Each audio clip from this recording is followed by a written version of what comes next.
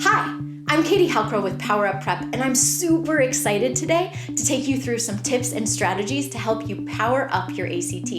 If this is your first time with us, first, welcome. Second, check out the link below. There, you're going to find the ACT questions and the note sheets that you can do along with these videos. All right, so let's get those materials together, and we're going to be ready to power up.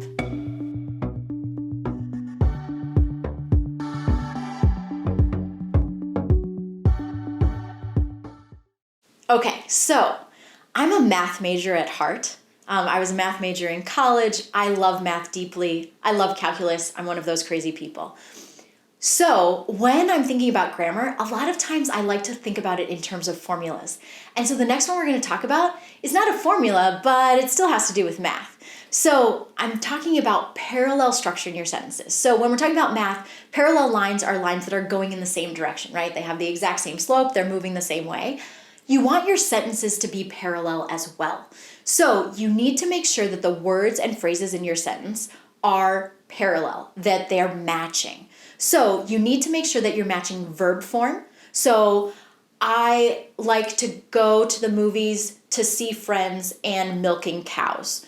The last one is not only weird because who likes milking cows, but it's also in this wrong verb form. So I like to go to the movies to see friends and to milk cows. So if I'm using to with all the other ones, then I also need to have to milk cows rather than milking cows. My verb forms need to match.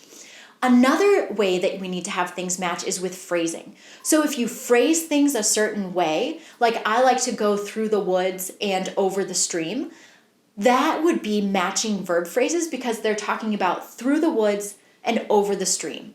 So we have through the woods, which is using a preposition through, and then the woods, and then we have over, which is another preposition, the stream. So those are matching phrases. And then the last one is you want to make sure that the person matches. So the person that the text is written in. So in this case, or in some case, like you would need it to be in first person, in second person, or in third person, and you need to stay consistent. So first person would be I. So I go to the store, I buy bananas, I like ice cream. Like everything is in I. If the passage is written in you, so you go to the store, you buy bananas, you like ice cream the best. If you're doing that, then you need to stick with you. And then there's also he, she, that third person. So he goes to the store, he buys ice cream, vanilla is his favorite flavor. So all of that stays in the third person.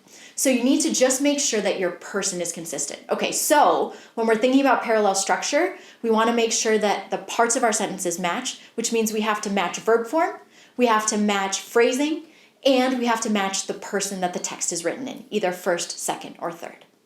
All right, that's it. Thanks so much for watching. I really hope that this was helpful.